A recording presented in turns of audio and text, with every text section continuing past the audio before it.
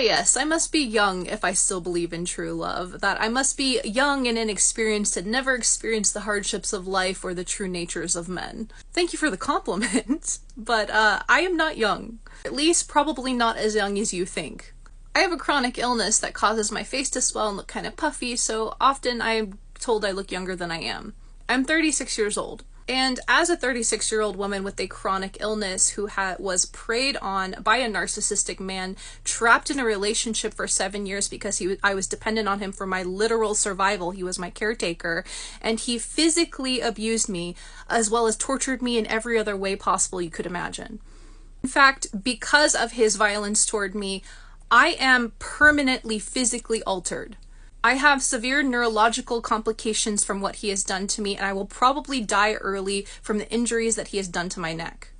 And yet, I still believe in love. How is that possible, you may ask? Well, because it's real, and I'm a truth seeker, and I want to know what is real. And I'm not just basing it off of my own experience, which I have experienced love from a man to be real, although whether or not I'm single or happily taken is not the point. It's also within basically every ancient cosmology. You see how that works? Despite your own experience, you still can recognize truth even if you have not yet experienced it. And sure, that's making an assumption based off of a person's opinion, but there definitely was some assumptions made about me saying that I must be centering men and wanting to date men if I have these opinions, and that I am still seeking external validation from men. But if you watch any of my other content, you will see that I have absolutely no qualms about calling out men and patriarchy.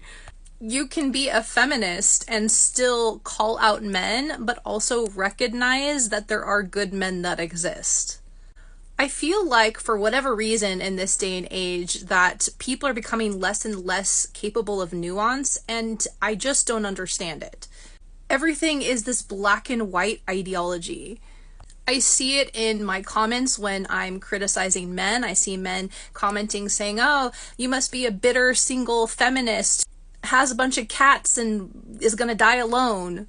And then when I criticize a woman, even if she is an agent of the patriarchy, I have internalized misogyny. Or I must still be centering men.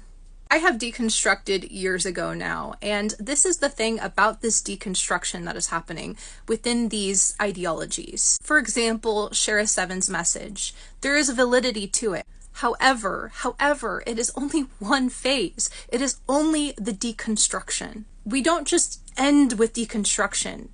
After deconstruction comes reconstruction.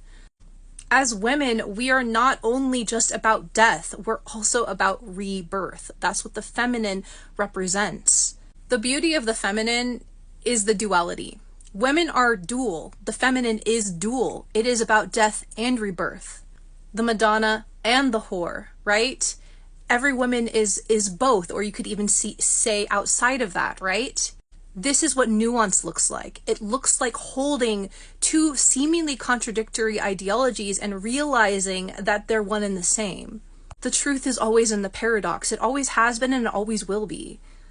So if you can't hold the duality, if you can't hold the nuance, you're probably not going to like my content. My message is for the girlies who are ready to step into the nuance and out of the black and white.